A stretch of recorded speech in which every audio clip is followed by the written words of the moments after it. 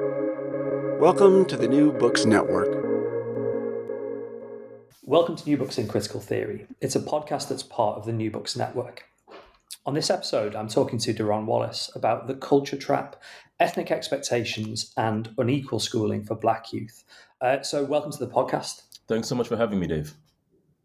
This is an absolutely fantastic book, and I think in the best tradition of sociology, it takes a really, I think, insightful starting point that we have seemingly kind of two completely different educational contexts, but actually, some real issues around kind of race and inequality to be grappled with, and then tells this really fascinating, both ethnographic, but also, I think, sociological story about how we explain what's going on with race and education, really in the two countries, in the UK and the US. And I guess the starting point really is what kind of inspired you to write the book and what inspired you to do the research. There's a beautiful kind of opening where you're talking to one of the teachers that's involved in the book, and it really kind of brings to life the sense of what's going on with the text. So yeah, could you sort of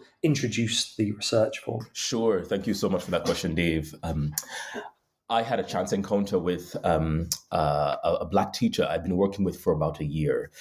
Miss Bell, a firebrand veteran Black teacher in a primary school in South London, met me at the gate. And as we were walking up the stairs, she would usually remind me that I was young, right? That she's been teaching, in her words, for as long as I've been alive. And she asked me, this was early in the week, but she asked me what I'd been doing over the weekend, and I told her.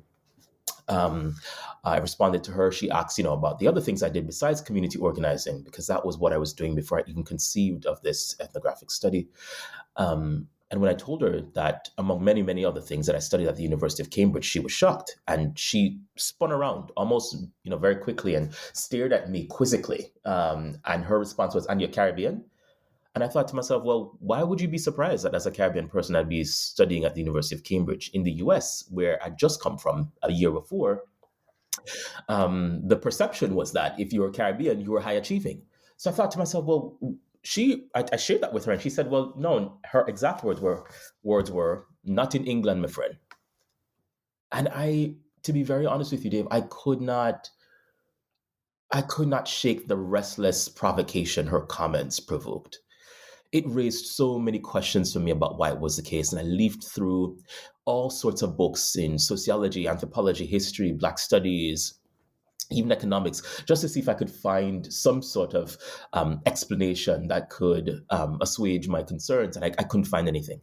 I started talking to members of the community, even relatives, to see if they could give me an answer. And that's when I realized that there was this long-standing sedimented narrative in the UK context of Caribbean kids being underachieving. Now, I had seen some teachers mobilize this understanding or this perception in the context of schools, but frankly, I'd relegated that to a specific set of students in a specific school. I didn't realize, pardon me for saying, but I didn't realize this was a national trend. What Miss Bell did for me was she ushered my mind down a previously unfamiliar corridor and really sensitized me to the importance of thinking both within and beyond the nation.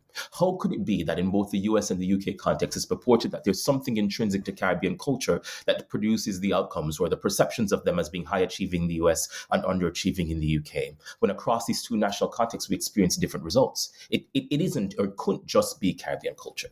Now, I must confess that at the beginning, I was very, very dismissive that culture could have anything to do with this at all. And what I came to learn in the context of this book was that culture mattered tremendously, but culture alone does not shape the outcomes of Black Caribbean young people in London and New York or in any particular national context. I wouldn't have come to this study. I wouldn't have come to this awareness were it not for this 5'1" firebrand Black teacher in South London who posed that question to me that very day and who held me responsible for providing her with answers, which is what leads to the conclusion of the very book. Yeah, and actually it's wonderful the way that the conclusion literally is an answer to her questions. And the book, as you say, is a response. You mentioned this question about what role culture plays, and I guess that's at the heart of the title of the book, and also something you work on, I think, throughout the text, which is this idea the culture trap. And I wonder if you could sort of contextualize that, introduce it before we get into the sort of specifics of US and UK education. Sure. So I define the culture trap as an alluring yet insidious way of understanding inequalities that frames racialized minorities' experiences and outcomes based on the perceived characteristics of their ethnic culture. Right. And so, what put more plainly is that the over reliance on culture as the secret to student success or failure in schools, I argue it isn't simply tricky, it's a trap. It's one that often pits racially minoritized groups against one another, all the while leaving the status quo and the dominant structures of white domination in place. Perhaps the clearest example of what necessitates an analysis of the culture trap are two dominant frames in both the US and UK contexts. One is the model minority myth that's long been used to frame British Asians or select groups of British Asians and select groups of Asian Americans as being high achieving and given to success owing to their cultural values. And what that narrative often does is that it is, if I can draw on the work of Diane Ray, it's used as an ideological whip, as a way of keeping particular groups in line so that they can be successful. The rehearsing and reiteration of this narrative plays a significant role in reproducing the very outcomes that we're praising them for. So the model minority myth has long been used to sort of celebrate and elevate select groups of Asians. The culture of poverty thesis, on the other hand, has long been used to frame African American families in the United States context and Black Caribbean families in the UK context as being not given to education, as not being successful, not working hard, right? And this is the culture of poverty thesis, interesting enough, travels from the US based on the work first of Oscar Lewis and then taken up by sociologists and political conservatives in the late 1960s. And that to frame African American families, particularly female-headed households in African American families, in deficit terms. And surprisingly, unsurprisingly, that very narrative comes to the UK context in the early 1970s, introduced by politicians to frame select groups of Black parents, and in particular Black Caribbean parents, in the very same way that African American parents were being framed. What I'm arguing is that while we have a tremendous amount of research that focuses on the experiences of Asian Americans and British Asians, and we have a fair amount analyzing the culture of poverty thesis and the residue of it for Black Caribbean parents and families in the UK context, and African American parents and families in the US context. What we don't yet have is a clear theorization and understanding of how these two frames are related. How the framing of Asian Americans and British Asians as being a model minority myth, where the model minority myth necessitates a failing or underachieving minority in its frame, right? That the two logics, the culture of poverty thesis and the model minority myth, are part of a cycle of reproducing and representing culture, right? What I'm arguing is that is what the culture trap is, and that the model minority myth and the culture of poverty thesis are simply explications or representations, examples of the culture trap. We need, I argue, politically, a broader conceptualization of what's happening, of how culture is used to yoke groups in different ways, how they're positioned differently in the trap, but how they're still encased in it. We need a broader frame if, in fact, we're going to recognize difference, a different positioning within the trap, but also if, in fact, we're going to organize politically to address it, right? That it requires sort of coalition building across the lines of race, class, and gender. Right? That this isn't just about what's happening to British Asians and Asian Americans. It isn't siloed from the experiences of African Americans and Black Caribbeans in the UK context. That their positioning in the trap is contingent on the presence of the other. And I argue that the culture trap is the broader theorization, the broader conceptualization of politically what's at stake for both groups, or for all sets of groups, frankly. I mean, that theorization is grounded on a really detailed and quite long-term bit of ethnography. And it'd be good to hear both about the methods, but also, I guess, to use the ethnographic work you were doing to introduce the places. So you did work in the US and in the UK in these two schools. You spent a lot of time there. You're kind of immersed, I guess, as a sort of a member of the schools as much as a sociologist doing research. And I was fascinated by the way you connected the ethnography to that broader sort of theoretical insight that the book has. So, what's the story of the two schools, of the two sites for the ethnography? Yeah. So thank you again for that question, Dave. I long before I even conceived of this study, I was a member, or I was a member of these communities, right? I lived and worked in these environments where I ended up doing this research, and that, I think, though I didn't realize it at first, afforded me tremendous access both to schools and to families in those contexts, because they also knew other members of the community that I was associated with. And I think that mattered for the kind and quality of ethnographic work I was able to do. In the London context specifically, I was working as a community organizer in South London for quite some time, for a year before Miss Bell mentioned it, but for a couple of years before I actually began fieldwork. I chose two schools, two of the largest schools in London and New York City, to hold the cases even.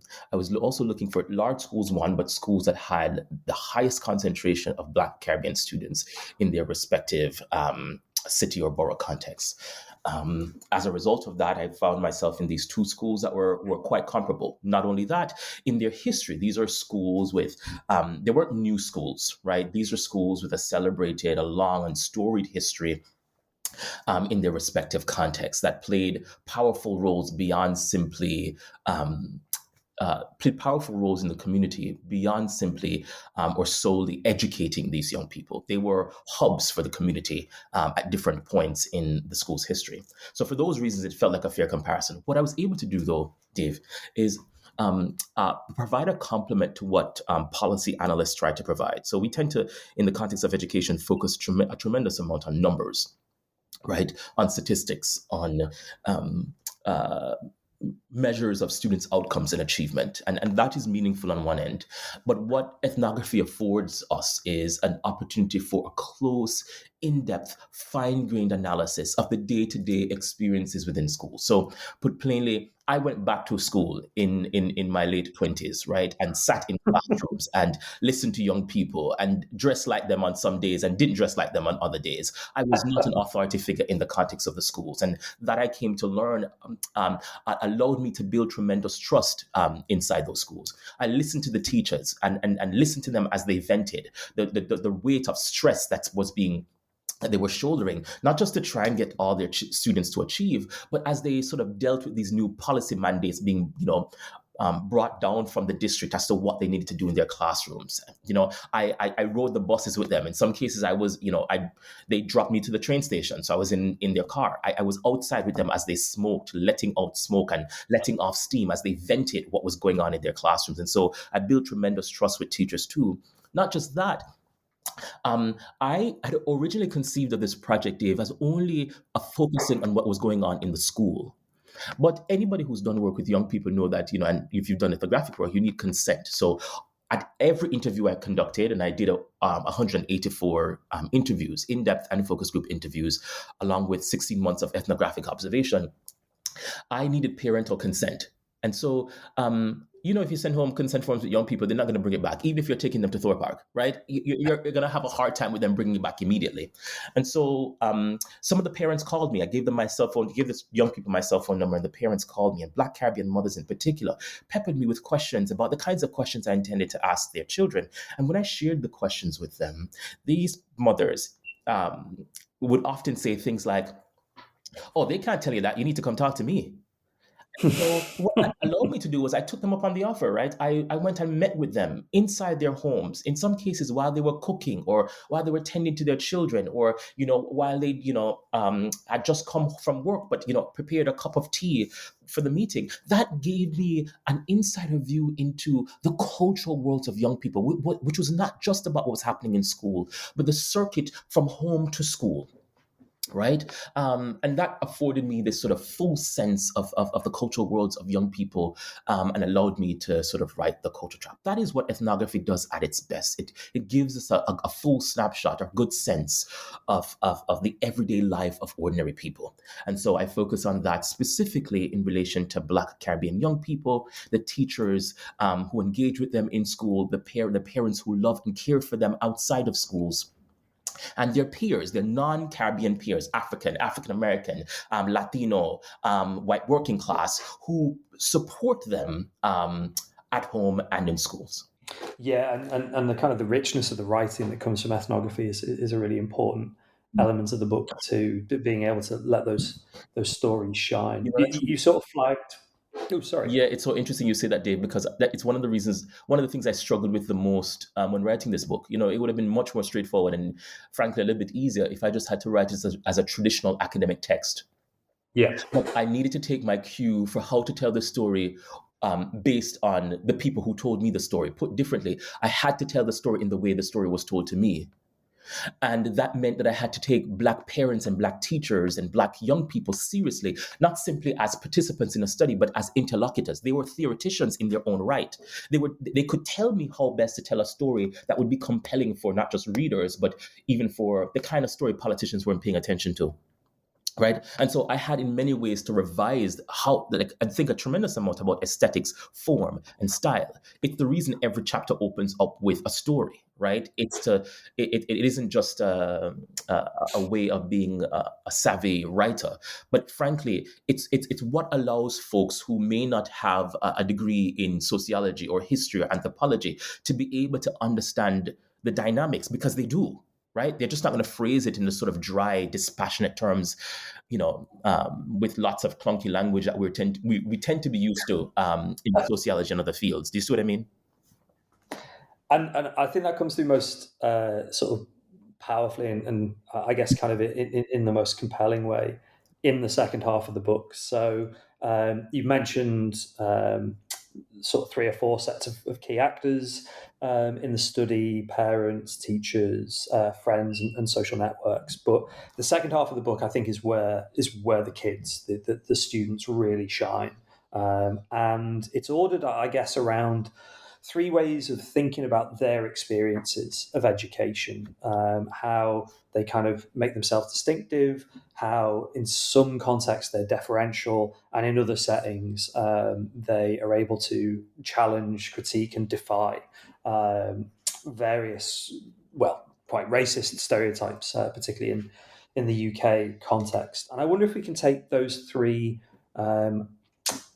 frames in turn, really, to get a sense of those stories from the students. So the first thing is distinctiveness, and I was really struck actually by I guess 4 things that are going on about the struggle to be distinctive. One is this idea of there being individual and collective distinctiveness, but the other, which was, and obviously in the 2 schools, but the other is the way that being distinctive is something that can be positive and it's something that can be negative. Mhm. And there were these same sets of similarities and differences. So, I mean, that's a big, long question. I've sort of set you there, but I'm fascinated by how distinctiveness plays out in the context of the 2 different schools. Yeah, once again, thank you so much for your attention to that, Dave.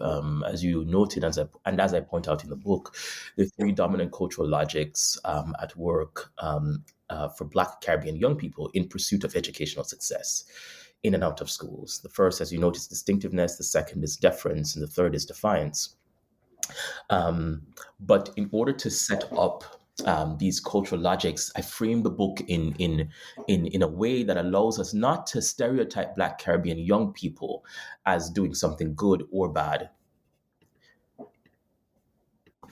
but to really give us a good sense of the historical factors that shape their meaning making in the context of schools. So in the first half of the book, put plainly, I describe the context of the culture trap. I give you a sense of history and politics shaping what young people then come to experience. And in the second part of the book, I focus on how young people experience the culture trap. Now to distinctiveness. I noted that, and I learned that in the context of London, or let me do the New York case first. In the context of New York, where they were often, where Black Caribbeans benefited from a positive ethnic reputation, they practiced what I call collective distinctiveness. Even when there were only 1 or 2 high-achieving students in the context of their schools, the success of those few was served as a representation of the many. We are collectively distinctive. We all are good. The reason those few are successful is because of Caribbean culture and the essence of it, right? They're living it out to the fullest, as one student argued and shared with me. So that's how we saw collective distinctiveness at work. In the London context, on the other hand, where Black Caribbeans were had long been framed as an underachieving group and experienced some measure of ethnic stigmatization, particularly in education, those young people practice what I call individual distinctiveness. It was gut-wrenching and heartbreaking to hear Black Caribbean students say things to teachers and to their peers, things like, I'm not like the rest of these Caribbean kids, right? I'm not, the quote came up over and over again, I'm not like these yardis, which was a term often used to frame sort of recent immigrants, recent Caribbean immigrants, working class and poor, who are deemed to be sort of outside of British cultural norms and frankly outside of the political norms of the British establishment. What I came to realize, though, in relation to distinctiveness, that it wasn't just about it being good in one context and bad in another context. It wasn't just about the pursuit of success for these students and their willingness to do so at any cost, but the students in New York that the Black Caribbean students were trying to distance themselves from were working class and poor African Americans. And the students in London that the Black Caribbean students were trying to distance themselves from were working class and poor Black Caribbean people.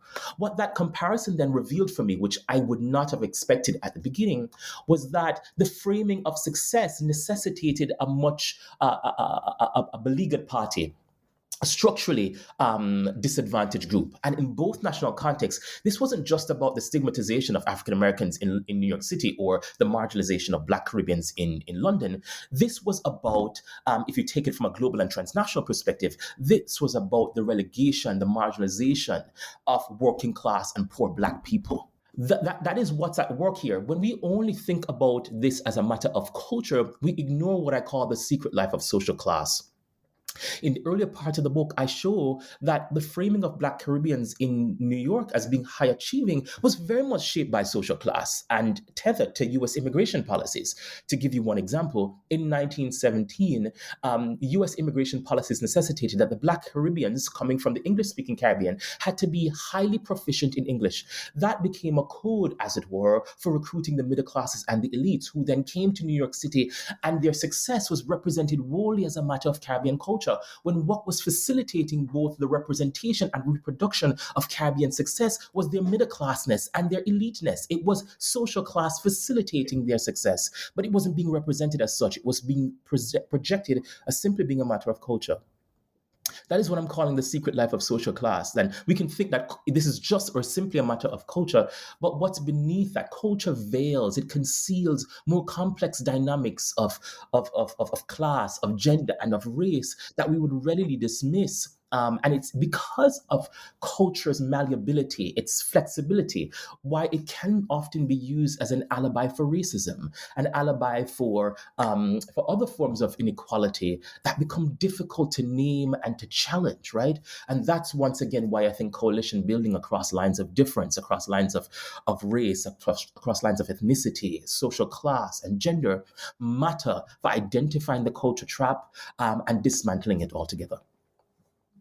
I mean, it's almost a deliberately kind of crude misreading that I'm going to offer here now. But if the distinctiveness chapter is foregrounding social class, the deference chapter foregrounds gender. Not that they can be sort of reduced, as you've mentioned. They run throughout the book. Actually, even when you're thinking about parents and teachers too. So where does kind of gender come in, and how does it? If not explain, but how does it interact with this idea of deference? Yeah, thank you for that, Dave. Deference, the second cultural logic that Black Caribbean young people use in pursuit of success, is what I argue, or came to argue, is a gendered formulation. And I should tell you, Dave, that, I was just this brilliant sociologist who saw it from the beginning.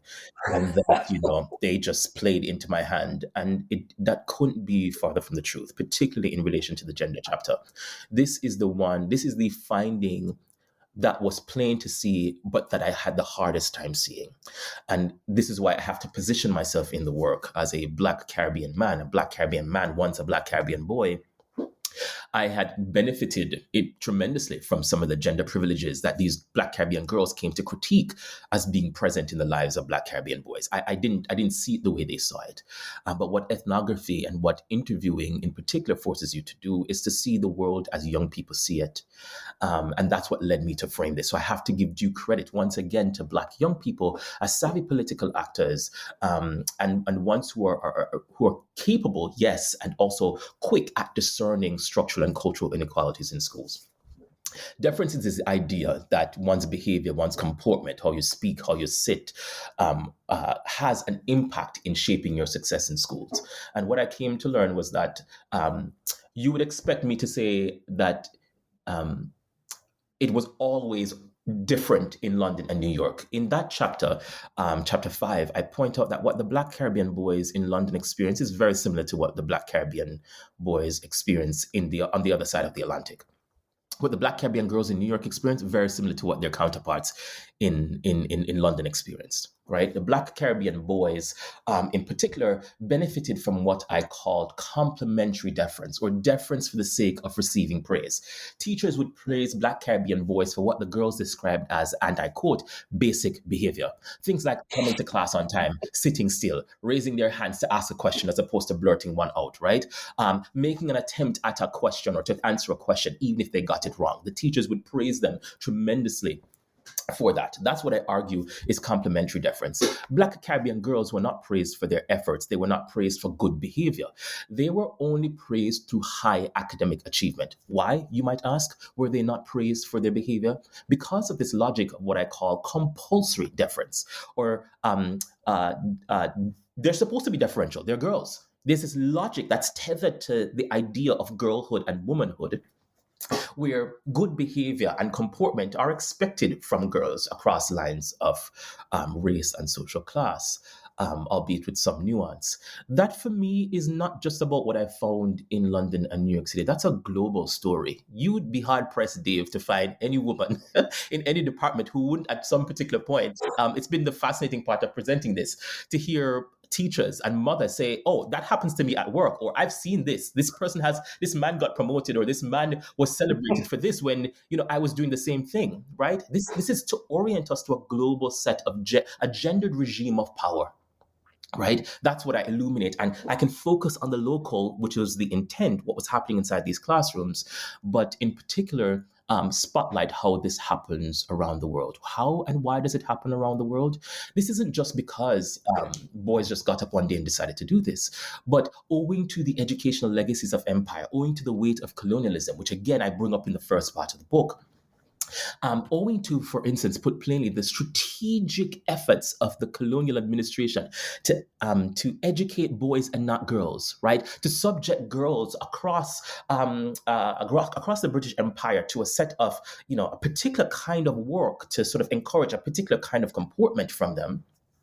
Whereas boys, particularly middle class and elite boys, were allowed to sort of focus on, administration and particular kinds of schooling in STEM and efforts basically to sort of support the colonial administration.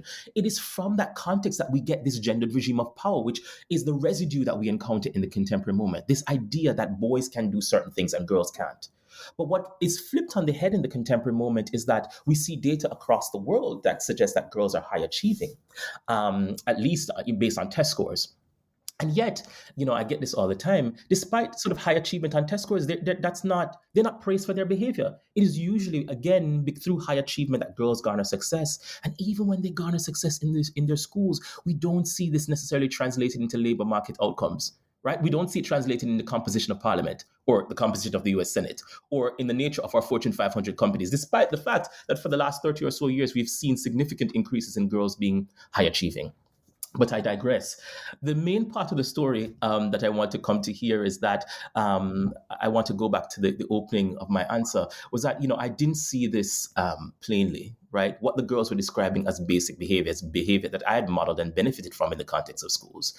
And these girls were very sharp in their critique of me for not being able to see it. I would probe and ask them questions more. I would say, are you sure? Like, can you give me more examples? And I was greeted quite warmly by eye rolls. On occasion, they would turn their backs to me and, they would let me know that this is, some of them, that this is foolishness. And it took me a while to recognize this larger point, that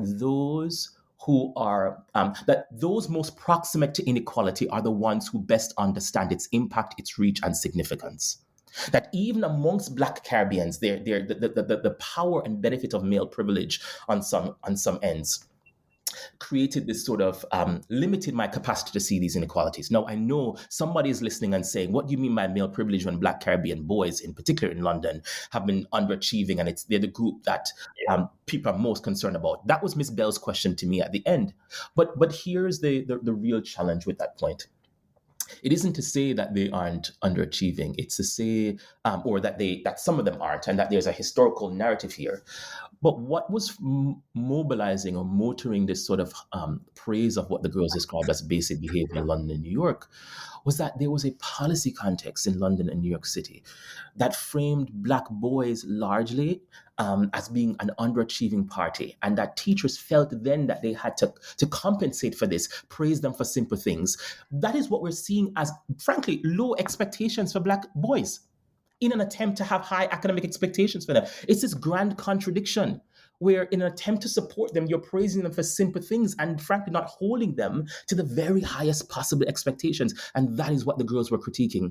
It's not simply the inequality in who receives praise, it's that they recognize that the boys were experiencing low expectations for their behavior, and that the girls wouldn't be praised for that. So for me, that again speaks to the influence of structure, of the discursive, of public politics and discourses in shaping what young people experience in the context of schools, right? Deference afforded the boys praise, only high achievement afforded Black Caribbean girls praise. And that's not because of just what they believed. It's because there was this historical context that shaped who went to school, where, when, and also the contemporary policy discourse that seeks so much to sort of identify Black boys, yes, as underachieving, but also challenges teachers to identify ways of supporting them. But the way of supporting them is not just through praise for basic behavior, as the girls argued. It is through much more robust transformation of our educational system and through more targeted measures, for instance, like recruiting more Black teachers to the profession, for instance, like introducing more Black male teachers at the primary school level, right? So as to sort of limit the inequality we end up seeing at the secondary school level. Those are the structural and organizational changes that we need, but instead we're focusing on praising boys for their behavior when that can't remedy inequality. Do you see what I mean, Dave? I do indeed, and it strikes me that the sophistication of the girls' analysis and their sort of teasing of you around your own starting point ties in to the sort of final substantive chapter of the book, which is around the practices of defiance and educational sociology, ethnographies. Going back a very, very long time to some of the sort of initial, I guess, canonical texts in educational ethnography have talked about practices of defiance in the classroom, outside of the classroom, and this was really important, I guess.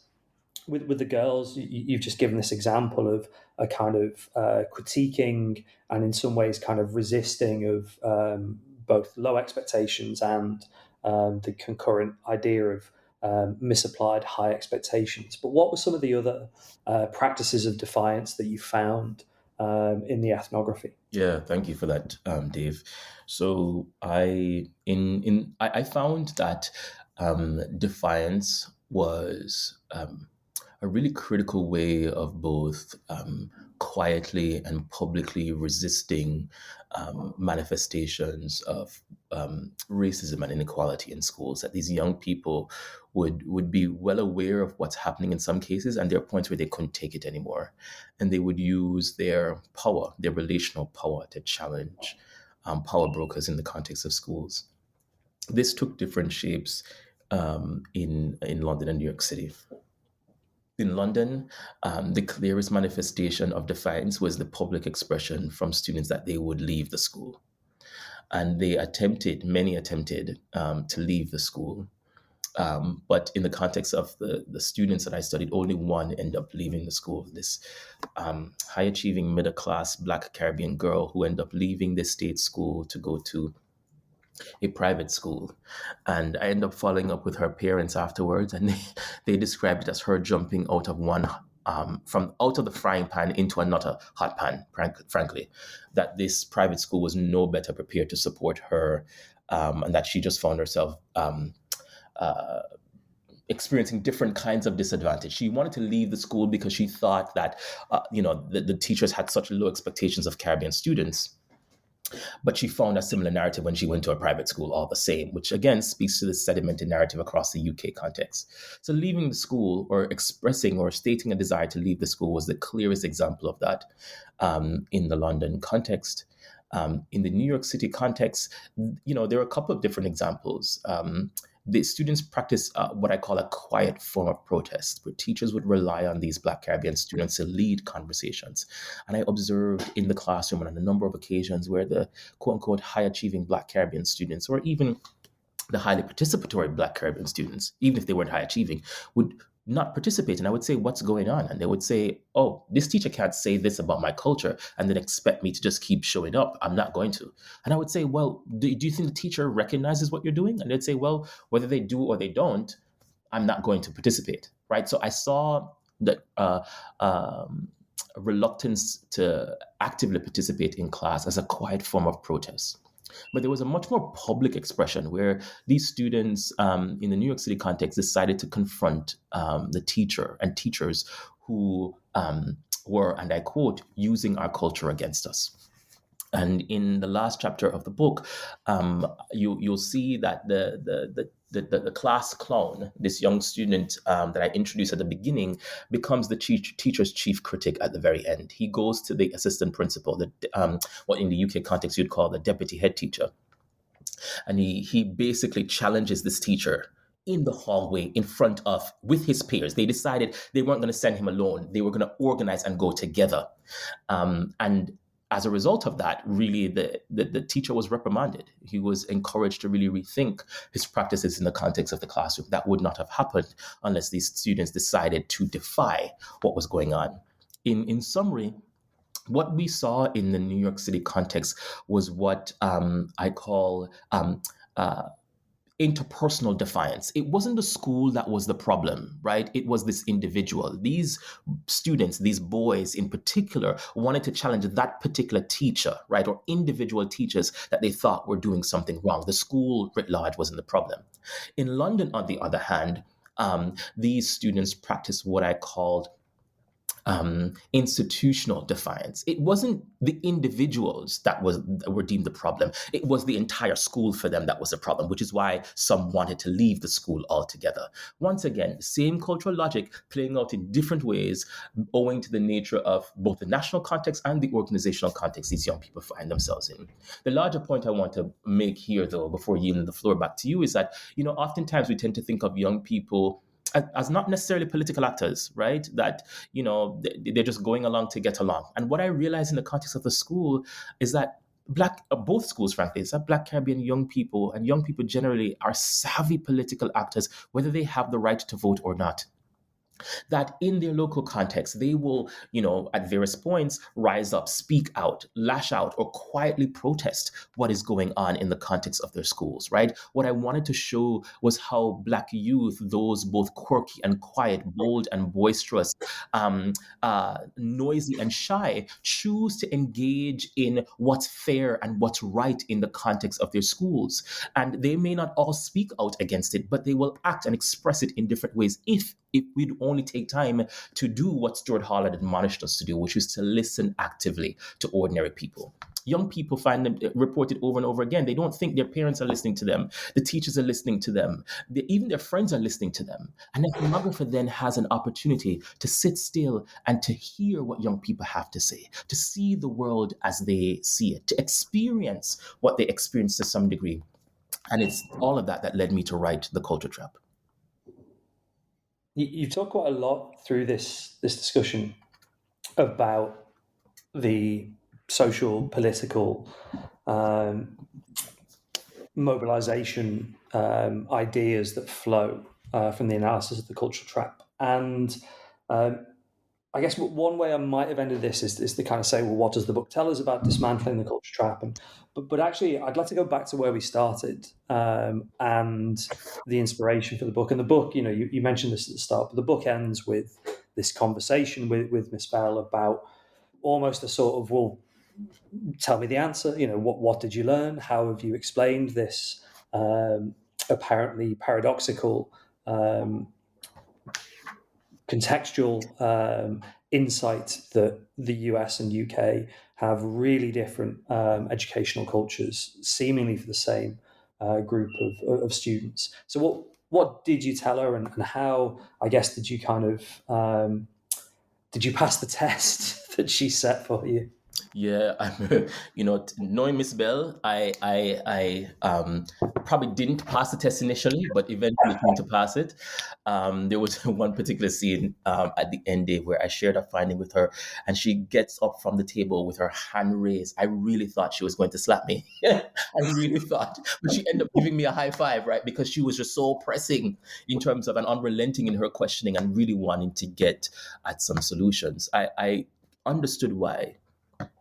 Because for her, seeing young people in the context of the classroom, for her over 30 odd years, meant the stakes were high. This wasn't just some abstract conversation to be had.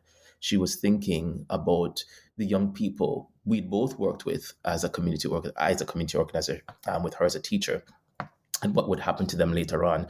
She started to give me reports about some of the high achieving Black Caribbean boys that were in her class and how they moved on to secondary school, and the stories she was hearing about them and how they were struggling in some cases, or in some cases too, how the girls were struggling.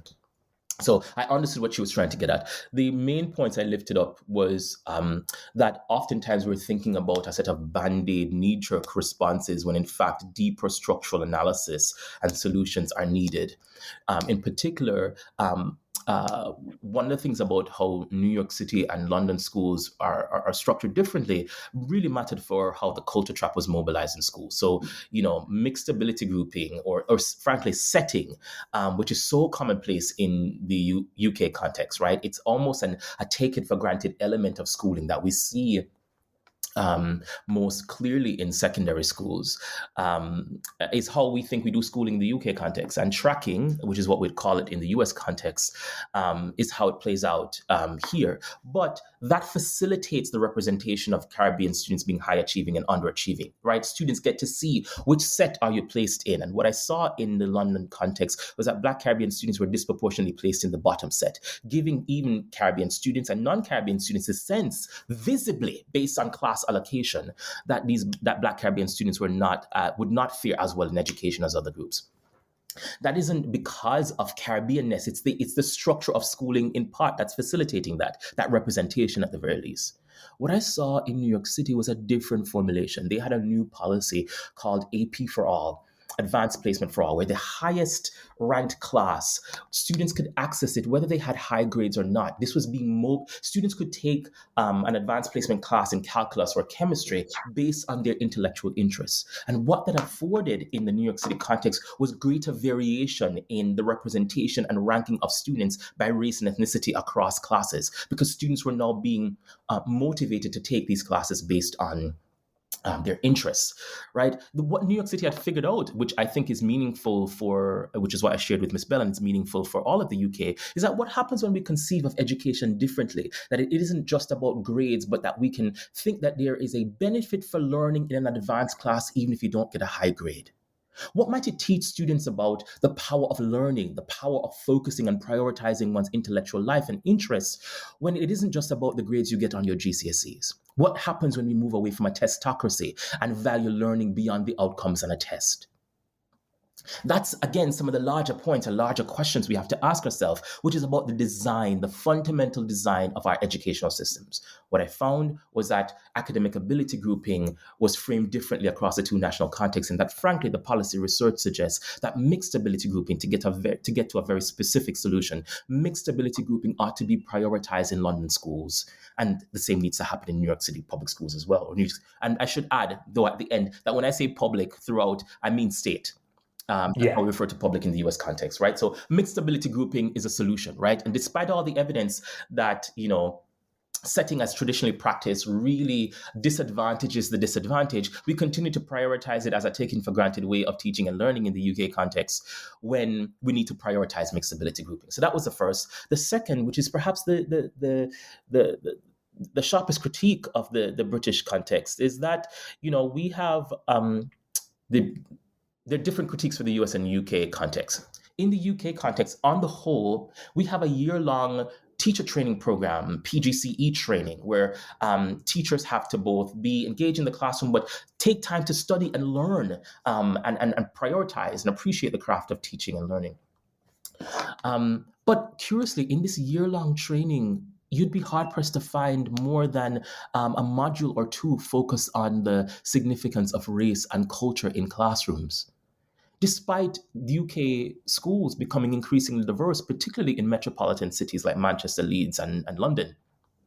So we are not preparing our teachers effectively through this teacher training program to think meaningfully and in sophisticated and nuanced ways about race and culture. That has to be changed. Put plainly, teacher education in the UK context has to be utterly transformed to prioritize, not simply to deal with race and culture as like a formulation you can add and stir, but to think about how it matters for the meaning making that teachers mobilize in representing who's high achieving and who's underachieving. To understand the historical currents that frame particular groups in certain ways, that Black Caribbean students are not simply underachieving the contemporary moment, quote unquote, because they're not, pushing themselves. But there's a sedimented narrative that you must understand the historical antecedents that shape the contemporary moment. That, Black Caribbean students were framed as, and I quote, educationally subnormal by the British state for decades.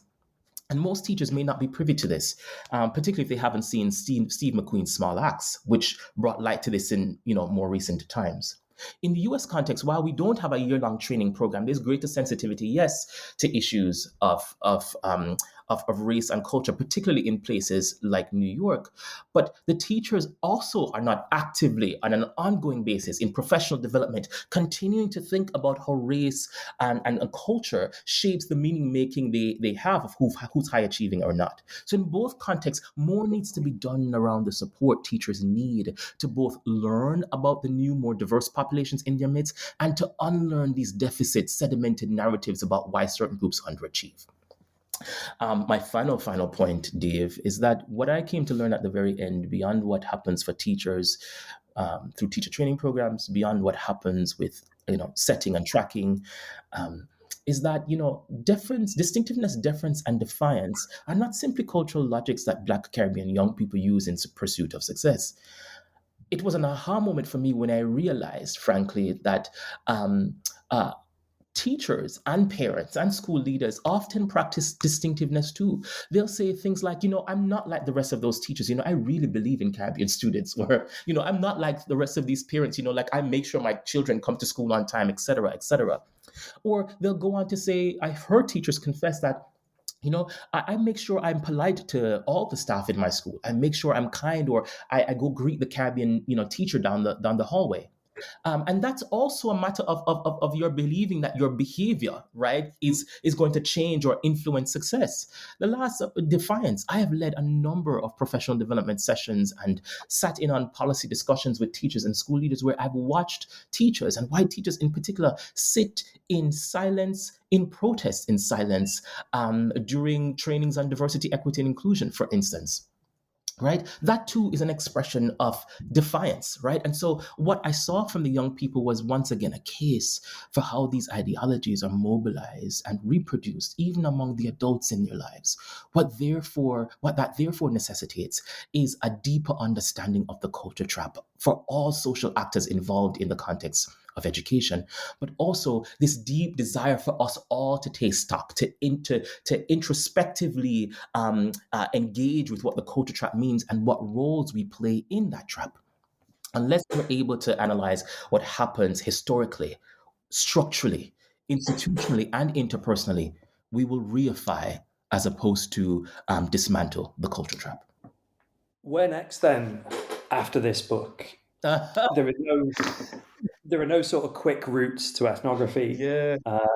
And given the weight of the transformation that's needed, as you've just outlined in education, it strikes me that there's immediately another project around the application of the insights. There's probably another book in terms of tracking potential progress and impact. Mm-hmm. Or, as many people do after completing such a big project, are you moving on to something else? Yeah. Thanks for that, Dave. It's precisely the questions I'm wrestling with in the contemporary moment. But I've moved on to a new cross-national comparison of Black youth. So this time, not only Black Caribbean young people, but considering the experiences of African Americans, Black Africans, and Black Caribbean young people. The central question for me, in the first book, I paid attention to what I call ethnic expectations, right? As a manifestation of the culture trap. This idea that you can use ethnicity or ethnic culture as a code for failure or success in a particular national context or in a particular school. In this new project, I'm paying attention to what happens when ethnic expectations fail. What happens when their ethnic culture has no significance in shaping their outcomes? And what I came to learn, much to my surprise, during the first project was that while ethnic expectations mattered in schools, in the presence of teachers, it mattered far less on the streets and in the presence of the police. That is my next project. What happens um, when young people are traveling to and from schools, wishing to be safe, in pursuit of educational success? What happens when their ethnic culture doesn't matter, when the weight of anti-Blackness is so significant that it's all that the bus driver, the shopkeeper, the police officer sees or prioritizes? So this next project has me spending time again in the context of schools, looking specifically at what teachers and school leaders do to keep young people safe. But it also has me spending time on the streets, analyzing the circuits of schooling and the route to and from school. In particular, drawing the route to and from school, in particular, informed by the work of a number of sociologists, to better understand what happens when ethnic expectations fail. Put broadly, when does culture work and when does it not work? When do we choose to prioritize it and when don't we prioritize it? That's the question that I hope to answer in the next book project, informed by the work of Stuart Hall, Pierre Bourdieu, and a number of others.